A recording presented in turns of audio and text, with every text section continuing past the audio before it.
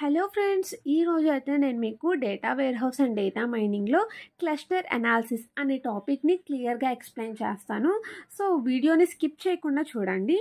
So, cluster analysis అనేవి మొత్తం 2 words, cluster and analysis. So, first cluster అంటే ఏంటో తెలిస్తే క్లస్టర్ అనాలిసిస్ అనేది ఈజీగా అర్థమవుతుంది.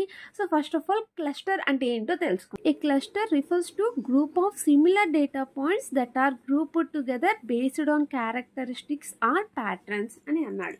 ఇక్కడ ఏంటి అంటే మనం సిమిలర్ డేటా పాయింట్స్ అన్నిటినీ ఒక గ్రూప్గా చేస్తే ఆ గ్రూప్ని ఏమంటారు అంటే క్లస్టర్ అని అంటారు. సో, మనం ఒక సిమిలర్ డేటా పాయింట్స్ని దేన్ని బేస్ చేసుకొని గ్రూప్ చేస్తాము అంటే based on characteristics or patterns. క్యారెక్టరిస్టిక్స్ని ప్యాటర్న్స్ని బేస్ చేసుకొని మనం కొన్ని డేటా పాయింట్స్ని గ్రూప్ చేస్తాం.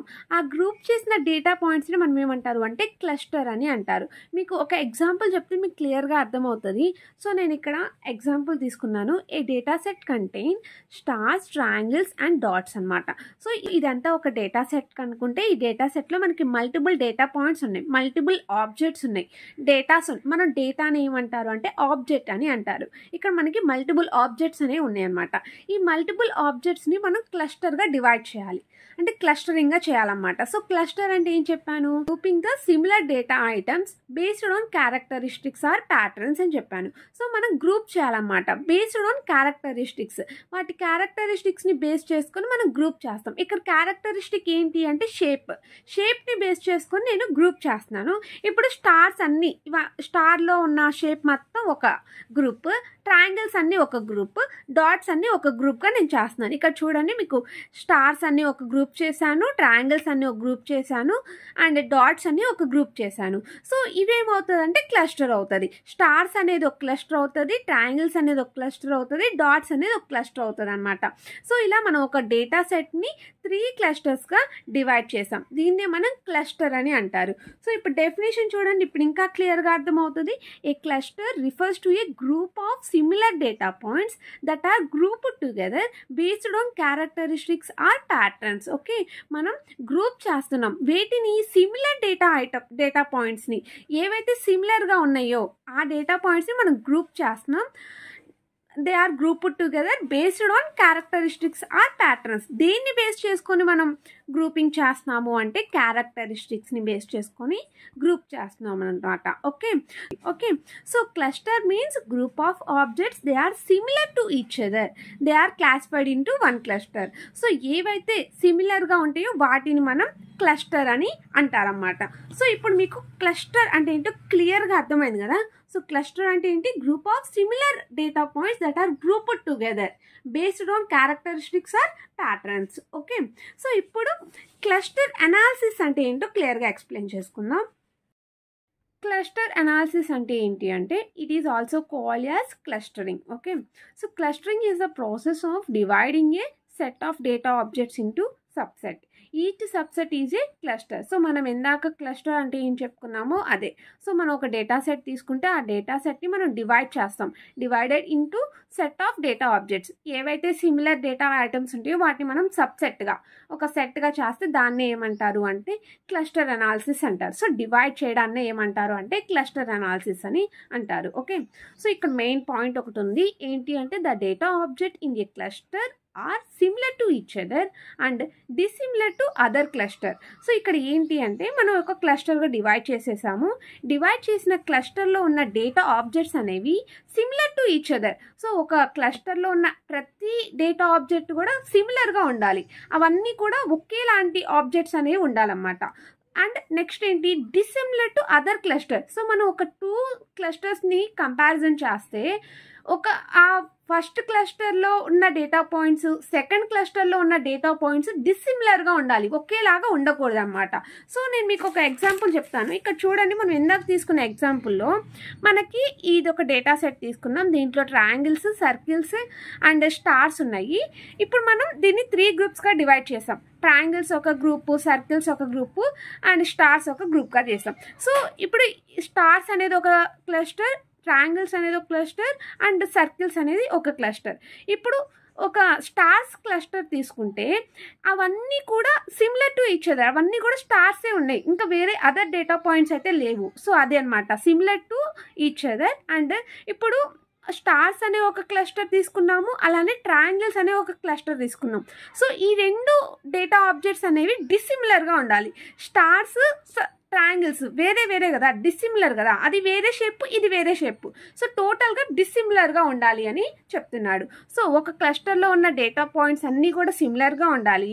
ఇదొక 2 క్లస్టర్స్ తీసుకుంటే ఆ 2 క్లస్టర్స్లో ఉన్న డేటా పాయింట్స్ అనేవి డిసిమిలర్గా ఉండాలన్నమాట. ఓకే, సో ఆ పాయింట్ ఇక్కడ మీకు క్లియర్గా చెప్పాడు. ఓకే, అర్థమైంది కదా. when compared to other cluster they are totally different. Okay, so ఇది, సో దీన్ని ఏమంటారు అంటే క్లస్టర్ అనాలిసిస్ అని అంటారు. ఇప్పుడు అప్లికేషన్స్ ఆఫ్ క్లస్టర్ అనాలిసిస్ చూద్దాం.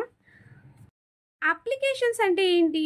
సో మనం ఈ క్లస్టర్ అనాలిసిస్ని ఎక్కడెక్కడ యూజ్ చేస్తాం డైలీ లైఫ్లో అని చెప్పేదాన్ని మనం అప్లికేషన్స్ అంటారు. సో మనం డిఫరెంట్ ఫీల్డ్స్లో మనం ఈ క్లస్టరింగ్ని యూజ్ చేస్తారు. ఆ డిఫరెంట్ ఫీల్డ్స్ ఏంటంటే మార్కెటింగ్ అనాలిసిస్.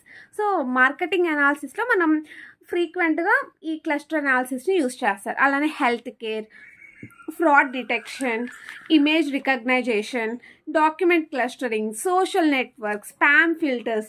సో ఇలా డిఫరెంట్ అప్లికేషన్స్లో మనం ఈ క్లస్టరింగ్ అనేది యూజ్ చేస్తాం అన్నమాట. ఓకే, ఫస్ట్ అప్లికేషన్ ఏంటంటే మార్కెట్ అనాలిసిస్. సో మనం సూపర్ మార్కెట్స్లో ఇలా డైలీ లైఫ్లో ఈ మార్కెట్ అనాలిసిస్కి ఈ క్లస్టరింగ్ అనేది యూస్ చేస్తాం. సో మనం సూపర్ మార్కెట్గా ఎగ్జాంపుల్గా తీసుకుంటే మనం సూపర్ మార్కెట్లో మనకి డిఫరెంట్ టైప్స్ ఆఫ్ క్లస్టరింగ్స్ అనేవి కనిపిస్తాయి. అంటే ఇప్పుడు చూడండి, గ్రోసరీ ఐటమ్స్ అన్నీ కూడా ఒక క్లస్టర్గా డివైడ్ చేయొచ్చు.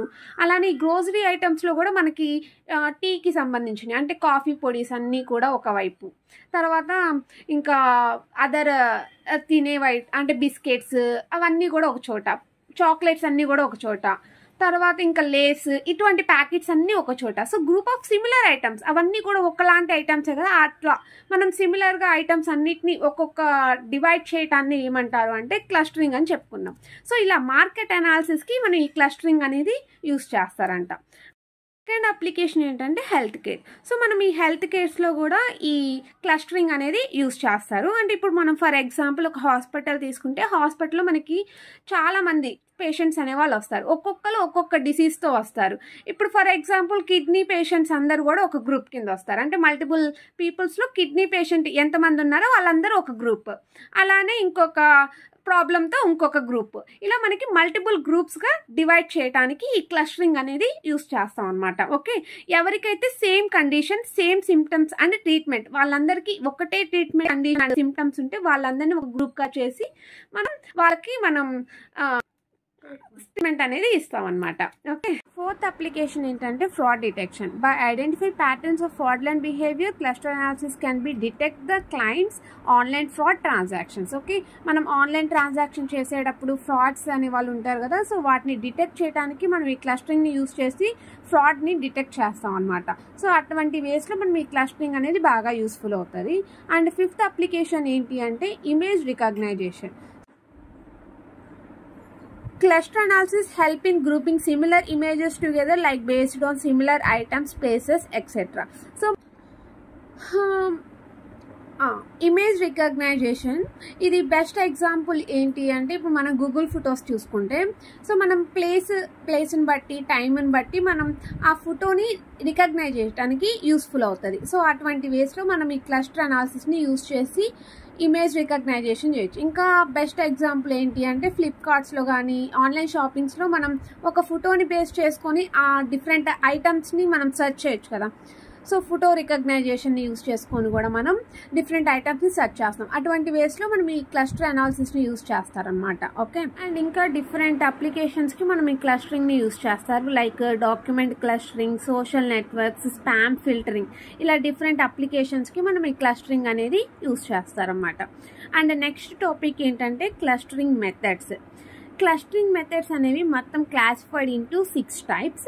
ఆ 6 టైప్స్ ఏంటంటే first one partitioning, second one hierarchical, third one density based clustering, fourth one grid based clustering, fifth one model based clustering and sixth one constraint based clustering. So ఇలా మనకి 6 types of clustering methods అయితే ఉన్నాయి. So ఒక్కొక్క దాని గురించి మనం బ్రీఫ్గా next వీడియోస్లో తెలుసుకుందాం. ఓకే, సో ఈ రోజు టాపిక్ అయితే మీకు అర్థమైంది కదా. So what is meant by clustering, what is meant by cluster analysis and what are the applications of cluster analysis. This is all about this topic.